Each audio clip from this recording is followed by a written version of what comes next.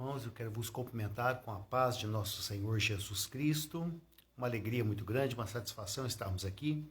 Hoje queremos tratar um tema muito importante, muito bacana, que são as profecias bíblicas. Nada mais poderoso, nada mais extraordinário do que as profecias. As profecias bíblicas, ela é o que mais atesta acerca da sobrenaturalidade da palavra de Deus. Nós temos aí tantas e tantas crendices, tantas e tantas interpretações, e muita gente falando, mas o que nós sabemos é que as profecias bíblicas, elas se cumprem, elas são uma realidade, um fato incontestável. E contra fatos não há argumento. Desde os primórdios, desde as datas mais remotas, sobre as questões bíblicas, sobre as profecias bíblicas, nós temos os seus cumprimentos, as suas realizações que alcançam os nossos dias. Só que há um detalhe que algumas pessoas acabam tendo dificuldade, porque nós temos algumas profecias que ainda não se cumpriram, que tratam exatamente acerca de questões que serão extremamente difíceis.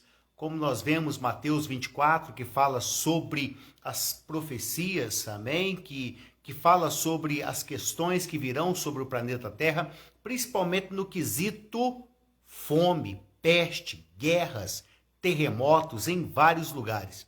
Todas essas coisas, porém, são o princípio das dores. Então é muito comum que nós trabalhemos essas coisas, amém? De maneira muito pessimista. Por quê? Porque nós estamos falando de algo muito ruim que está para acontecer sobre o planeta Terra.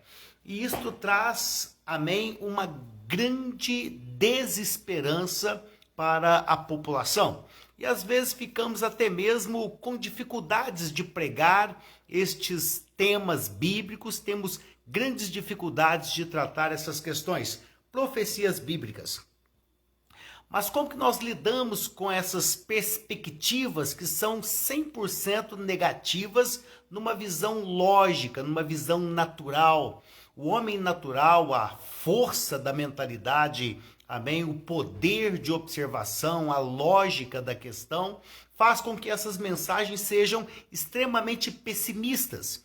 Então, como que nós traríamos para as pessoas estas questões? Vamos falar de guerras, de fome, de terremotos, de tempestades, de todo tipo de anomalias, doenças incuráveis, doenças desconhecidas, todo tipo de avalanche de problemas estão para vir sobre o planeta Terra. Então nós começamos a falar sobre isso na mente das pessoas e ao mesmo tempo nós queremos falar de cura, ao mesmo tempo nós queremos falar de libertação e ao mesmo tempo nós queremos falar de prosperidade, nós queremos falar de abertura de portas e de repente nós vemos aí uma grande contradição.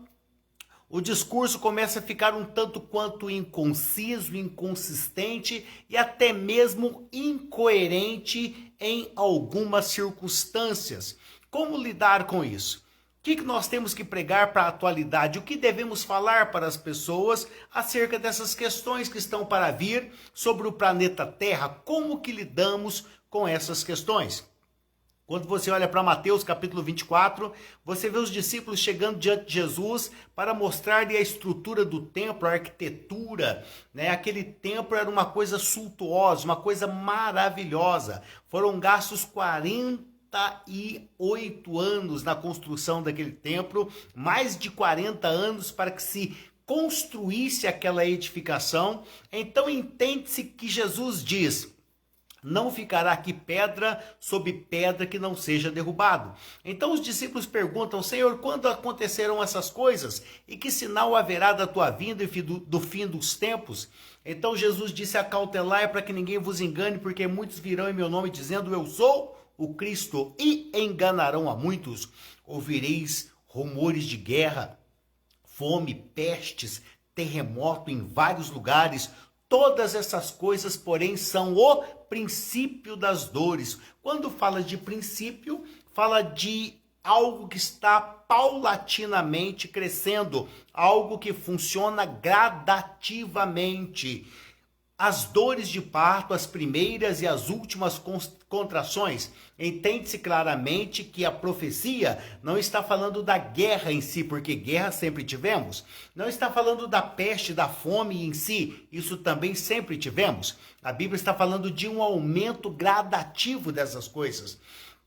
A profecia, ela refere-se exatamente ao crescimento, a uma ação gradativa acerca desses acontecimentos. Então, nós estamos com dificuldades em pregar sobre algum tipo de prosperidade, algum tipo de melhora sobre o planeta Terra. O que deveríamos falar? Às vezes ficamos, e eu já vi muitos pregadores, às vezes com essas dificuldades, porque eles têm que falar que as coisas não vão melhorar, que as coisas vão piorar.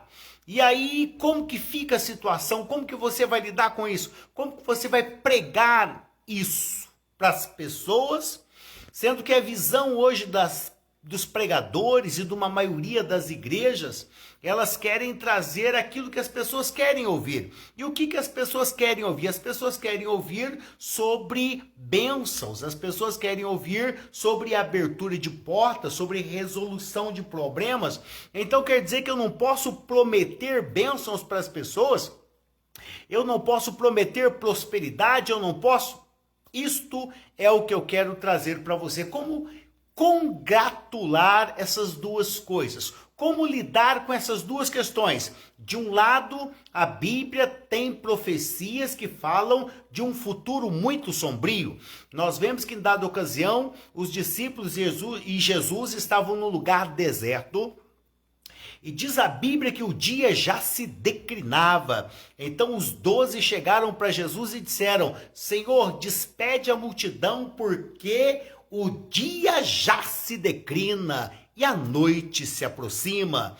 Então ali a perspectiva era de escuridão, a perspectiva era de noite, num lugar deserto, sem lugar para se hospedar, sem nada para comer, e tudo que se aproximava, tudo que tendia a vir, eram problemas. Então os discípulos se congratularam, chegaram em uma conclusão que a situação era crítica, era caótica, era difícil. O momento era extremamente delicado, por quê? Porque Jesus ainda estava no meio do seu discurso e o dia se declinava. Quando fala de o dia se declinar, fala que está aproximando um problema.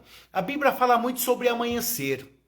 E é gostoso demais ouvir sobre amanhecer. Por que não falarmos do Salmo, de número 46? O Senhor é o nosso refúgio e fortaleza, socorro presente na hora da angústia, pelo que não temeremos, ainda que as águas se rujam e se perturbem, ainda que os montes se abalem pela sua braveza. Há um rio cujas águas alegram a cidade de Deus, o santuário das moradas do Altíssimo. Deus está no meio dela e não será abalada. Deus ajudará ao romper da manhã. Essa palavra soa como um bálsamo para o nosso coração. Romper da manhã. Quem não quer ouvir sobre romper da manhã? A frase que diz: ainda que longa seja a noite, o dia sempre volta a amanhecer. Há um outro dito que gostamos de ouvir, As trevas são mais densas antes do dia amanhecer. Sempre conclui com o amanhecer. E isso nos acalenta, nos consola, nos apazigua. Porém, aqui nesse episódio de Jesus e os discípulos ali no lugar deserto, nós vemos isso no Evangelho de João, capítulo 6, onde os discípulos, eles chegam com uma mensagem bombástica para Jesus. Eles chegam e trazem um alerta vermelho para Jesus. O dia se declina, a noite se aproxima. E quando olhamos para a humanidade, quando olhamos para todo o cenário do nosso existente, da nossa atualidade, dos idos dos nossos dias, poderíamos dizer a mesma coisa. O dia se declina e a noite se aproxima. Poderíamos nos colocarmos no mesmo cenário em que estavam os discípulos naquele exato momento. Um momento de entardecer. O momento em que a noite começa a se aproximar, de maneira que isso traz medo, traz preocupação, traz desalento, desconsolo e uma total preocupação acaba tomando conta do ser humano. Porém, qual que foi a resposta de Jesus para os discípulos quando chegaram com esta palavra? Despede a multidão, porque o dia já se declina. Então Jesus lhes diz: dai-lhes vós de comer. Então alguém disse: Senhor, como? Ainda 200 denários não bastaria para tratar de toda essa multidão, mesmo que se nós mesmos fôssemos buscar. Então trouxeram ali um rapaz com alguns pães e alguns poucos peixes, os quais foram multiplicados e os quais tratou de toda aquela multidão. O problema foi resolvido. Ainda que a única perspectiva que havia ali era de problemas, ainda que a única perspectiva que havia ali era de desespero, de desesperança e de um problema insolucionável. Porém, Jesus resolveu o problema. Então, quando se trata de profecias que estão falando acerca de catástrofes, guerras, terremotos, qual é a contramedida que nos toca? Como lidarmos com isso? Quando nós estamos lendo salmos, nós vamos ver vários salmos tratando sobre a paz de Jerusalém. Haja paz sobre os seus muros, tá vendo? Haja paz sobre os seus muros. Haja prosperidade sobre os seus muros. Prosperem-se, amém? O povo de Israel. São várias profecias acerca de nós querermos e desejarmos e profetizarmos bênção para Israel. Nós vemos Jeremias quando está tratando com o povo de Israel que está indo para o exílio, e o povo desanimado, o povo frustrado. Por quê? Porque estavam indo para uma terra que não queriam ir. Estavam indo para um lugar cativos, desesperançosos, porque a desesperança era total. Eles estavam sendo tirados das suas terras, tirados do seu patrimônio, do seu lugar, e levados para um outro lugar, aonde eles seriam cativos. Porém, Jeremias traz-lhes uma palavra: orai pela cidade, orai pela paz e pela prosperidade da cidade que eu vos fiz transportar. Porque da paz e da prosperidade daquela cidade depende a vossa prosperidade. Quando o cenário era de total desesperança, quando o cenário era de total desilusão, não havia nenhuma perspectiva, nenhuma luz no final do túnel, Jeremias aconselha o povo a orar pela prosperidade do lugar, orar pela paz daquele lugar, porque da paz e da prosperidade daquele lugar dependeria a prosperidade deles. Então nós vemos aqui, irmãos, que nós devemos acreditar em toda e em qualquer situação no poder da oração. A Bíblia fala fome, peste, terremotos em vários lugares, mas não em todos os lugares, tá vendo? Esse ponto é um ponto que tem que ser observado. Fome, peste, terremotos em vários lugares, mas não em todos os lugares. Isso significa que no lugar que eu estiver, a minha oração poderá ter efeito. No lugar em que eu estiver, a minha oração poderá contornar quaisquer que seja a situação. Por quê? Porque eu tenho também, amém, ordenanças bíblicas, doutrinas bíblicas que me garantem, amém, que eu posso e devorar para a prosperidade, posso e devorar para a paz na certeza, na plenitude de convicção de que eu posso alcançar o meu objetivo. Então eu não preciso pregar só desilusão, eu não preciso pregar só medo, eu não preciso pregar só desespero. Eu posso pregar paz e prosperidade em qualquer era ou etapa da minha vida. Eu posso prometer bênçãos em nome de Deus e em nome da palavra de Deus, em meio a qualquer cenário, em meio a qualquer circunstância ou em meio a qualquer dificuldade circunstancial, crendo absolutamente que a oração de um justo é poderosa e eficaz. Concluindo, amém, essa breve palavra, não quero ser muito extenso, porque eu quero que você assimile, amém, aquilo que nós estamos querendo dizer. Qual que é o ponto base da nossa mensagem? Porque nós temos muitas e várias profecias acerca de catástrofes, acerca de extremas dificuldades que virão sobre o planeta Terra, dando-nos um cenário de entardecer quando a noite se aproxima, diferente da mensagem que fala sobre o dia amanhecer, o dia brilhar, o sol brilhar.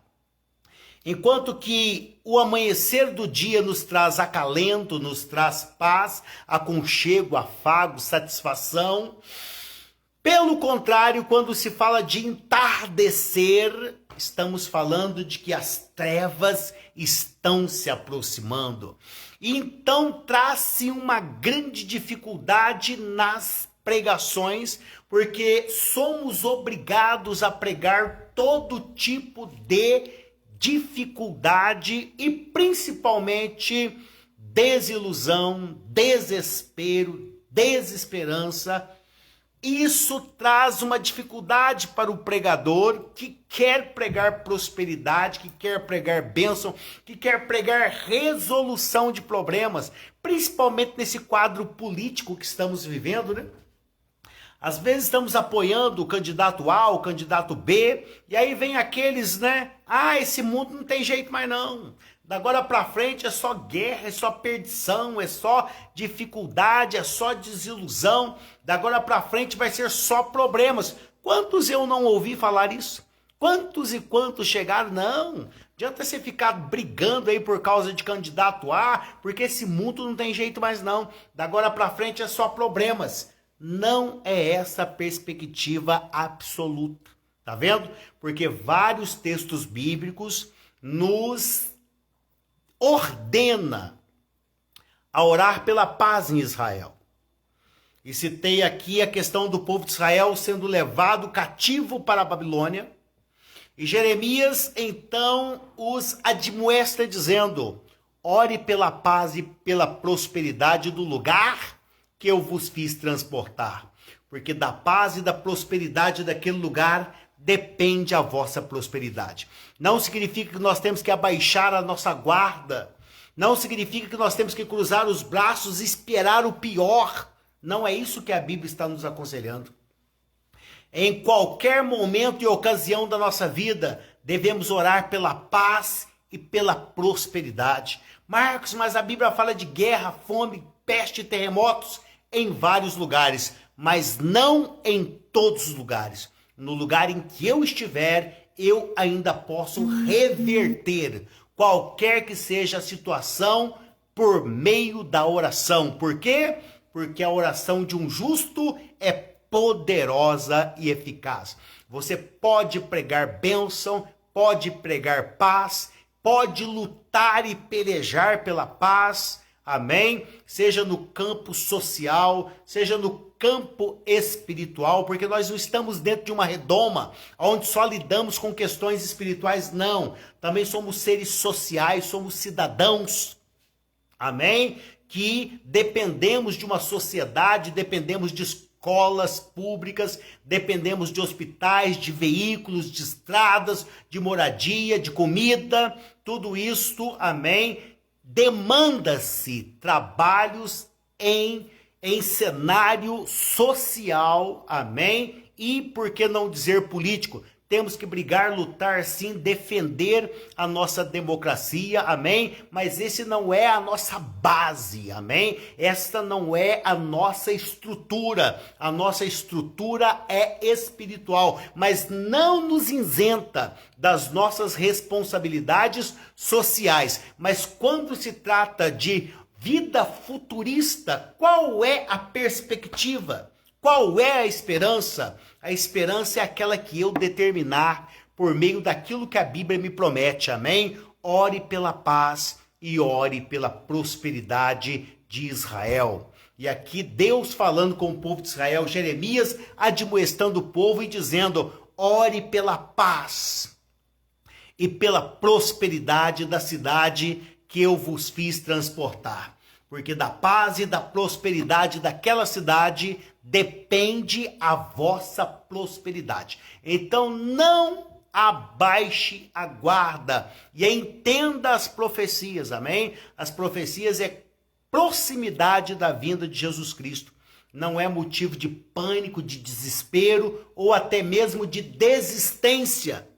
Eu não posso agora só pregar morte, só pregar destruição, não. Eu ainda posso pregar bênção. Posso pregar resolução de problemas, posso pregar paz, posso pregar prosperidade, porque a palavra de Deus me garante isso, amém? E eu quero orar por você, quero pedir bênção, quero pedir paz e quero pedir prosperidade para a tua vida, porque a palavra de Deus me dá esse direito e a palavra de Deus me aconselha e me admoesta a orar, amém? Orar crendo na prosperidade, crendo na resolução de problemas, crendo na abertura de portas, e independente do cenário mundial, independente do cenário político que estamos atravessando, independente de tudo e de todos, a oração de um justo é poderosa e eficaz. Eu quero orar por você, você que está amedrontado, você que está acuado, você que está com sentimento de desconforto, de desalento, de desaconchego. Entenda que Deus ama você, Deus se importa com você e tudo está na mão de Deus. Deus faz o planeta girar ao contrário para atender uma necessidade sua. Deus para o movimento de rotação e de transladação do planeta Terra para atender uma necessidade sua. A oração é poderosa e eficaz. A fé, ela tem poder para mudar qualquer que seja o quadro. Tão somente acredite, creia no poder de Deus, terra.